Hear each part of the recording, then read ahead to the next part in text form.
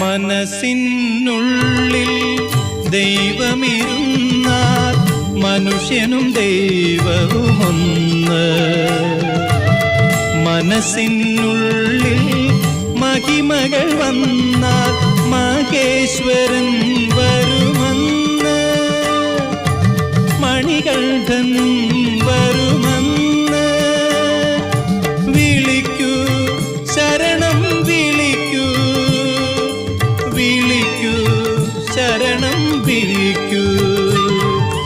മനസ്സിനുള്ളിൽ ദൈവമിരുന്നാൽ മനുഷ്യനും ദൈവവുമൊന്ന്.